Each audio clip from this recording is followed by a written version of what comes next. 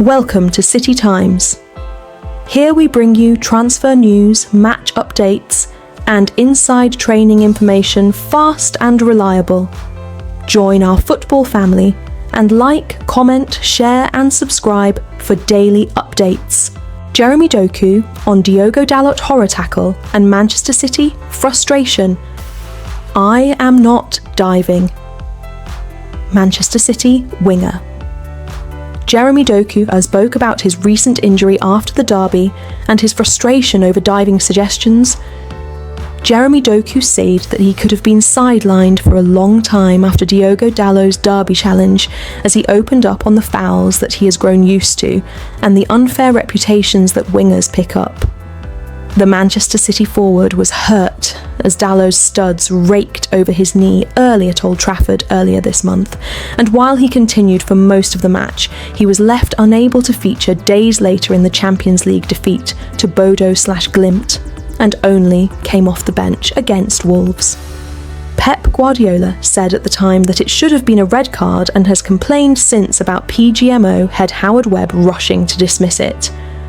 I can only say that I continued to play, but was painful to play in Norway, said Doku. You guys know my feelings about it.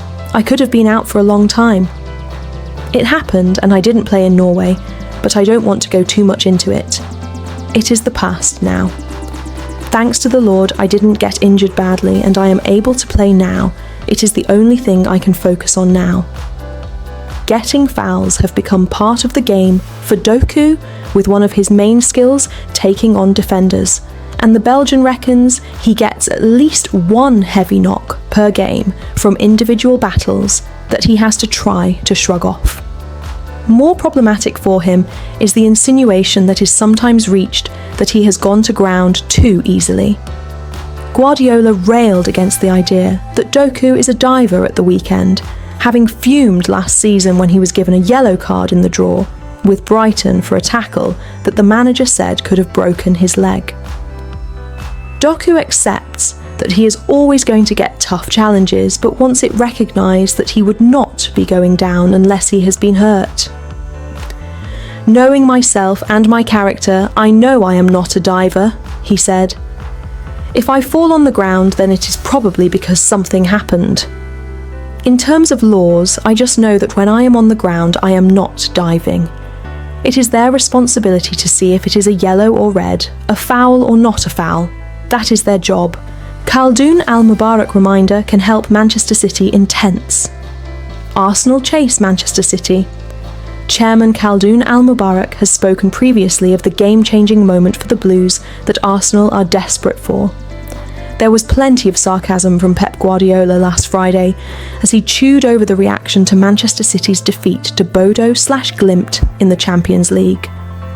Some took his praise for Arsenal as the best team in the world, as genuine, and it may well have been, yet the fact he referenced another club in a similar way moments later suggested he was fed up with his team being written off. I know the reason why we're struggling now. I know 100% what happened with the team. Try to give a little bit more time and give it, he said. Will it be enough? I don't know. I know it's a disaster having 13 points in the Champions League, but 8 teams have 13 points, one of them one of the best in the world. For them it's fine, but for us it's a disaster for us. Our standards are so high, guys. Having started 2026 in second place in the Premier League, 3 draws and 1 defeat from 4 games looked to have scuppered their title challenge. They cannot overtake Arsenal with form like that. However, Arsenal's results have been bang average as well. Defeat at home to Manchester United on Sunday means they are just 4 points ahead of City, with a trip to the Etihad later in the season still to come.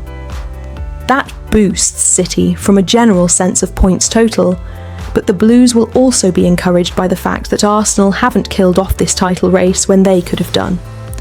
Dropped points against Liverpool, Nottingham Forest, and now United have all seen the Gunners fail to make their advantage count, with boos at the Emirates at the weekend. At times this season it has looked like City have been chasing a formidable side, but now they know that is not the case. The incredible Chelsea record for goals. conceded in a season is intact, as are the City Centurions, and it is currently looking like a tally of under 90 points will win the league. That is not an extraordinary standard, and Arsenal have the pressure and tension of recent seasons on their case, as well as their own fans. They led the way for almost all of the 2022/23 season before being blown away at the last minute by City, left the Etihad in March 2024 happy with a 0-0 draw that ultimately was not enough for them to stop City doing it again, and when Guardiola's side finally collapsed last year, it was Liverpool that stepped up to take the crown. City chairman Khaldoon Al-Mubarak has praised Sergio Aguero many times for changing everything at the club with his 2012 winner against QPR. City played that final game with the weight of a club that was so desperate to break that title drought, and it very nearly cost them before the late rescue act started by Edin Dzeko and finished off in the 94th minute. Interestingly, one of the reasons Al-Mubarak will forever be grateful to Aguero for that is that he believes had City lost that title, it would have damaged them for future years.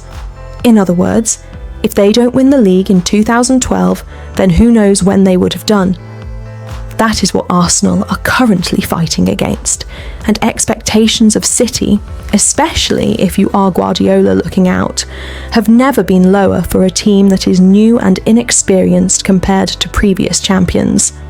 It will still be an uphill task to win the Premier League, but the incline for City looks more gentle, knowing what is waiting for them ahead.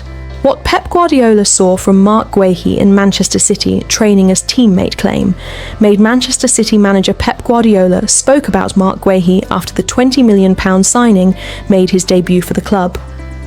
Pep Guardiola likened Mark Guehi to Ruben Dias as he praised the immediate impact the £20 million signing has made for Manchester City.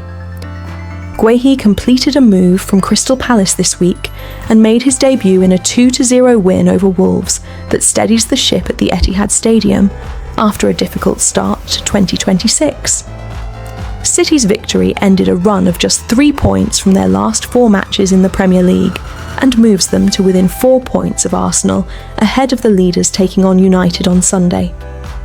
Guehi did not train with his new teammates until they returned from their Champions League defeat in Bodo on Thursday, but the last few days have been enough for Guardiola to know what a talent the club have on their books for the next 5.5 years.